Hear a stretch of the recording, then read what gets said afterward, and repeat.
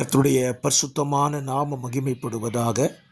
ஆசீர்வாதமான ஒரு நல்ல கால வேளையிலையும் அனுதின மன்னா என்கிற வேத தியானத்தினால் உங்களை சந்திப்பதில் மிகுந்த சந்தோஷம்.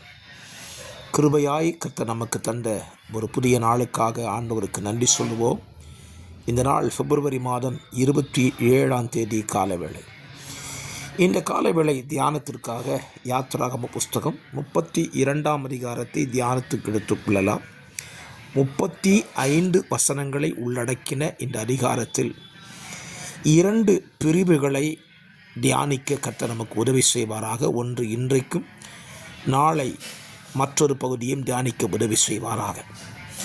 2 பகுதியிலே ஒரு பகுதி இஸ்ரவேல் ஜனங்கள் தேவன் எழுதி கொடுத்த பிரமாணம் கையில் கிடைக்கும் முன்னே பிரமாணத்தை மீறுகிற ஒரு பகுதியையும்,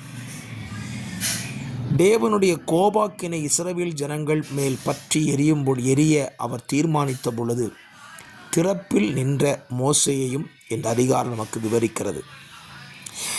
இன்றைக்கு முதலாவது பகுதியை நாம் தியானிக்கலாம்.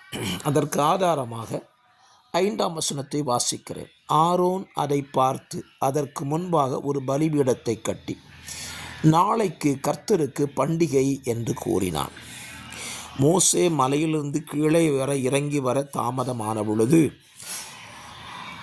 மோசேயுடைய சகோதரனாகிய ஆரோனிடத்தில் இஸ்ரவேல் ஜனங்கள் போய் மோசேக்கு என்ன சம்பவித்தது என்று தெரியாது, ஆகவே எங்களுக்கு முன்பதாக செல்லும் எங்கள் தெய்வங்களை உண்டு பண்ணும் என்று சொன்ன பொழுது ஆரோன் அவருடைய காதணிகளை கழட்டி வாங்கி அதனாலே கரு பிடித்து ஒரு கன்று குட்டியை செய்துவிட்டு சொல்லுகிறான், இஸ்ரவேல் ஜனங்களே, இதுதான் உங்களை எகிப்து தேசத்திலிருந்து அழைத்து கொண்டு வந்த தெய்வங்கள் இவைகளே என்றார்கள்.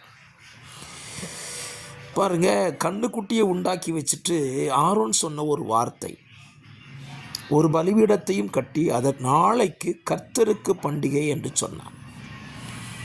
ஸ்தோத்திரம். பேர் என்ன? நாளைக்கு கர்த்தருக்கு பண்டிகை. போர்டு அழகாக இருக்குது.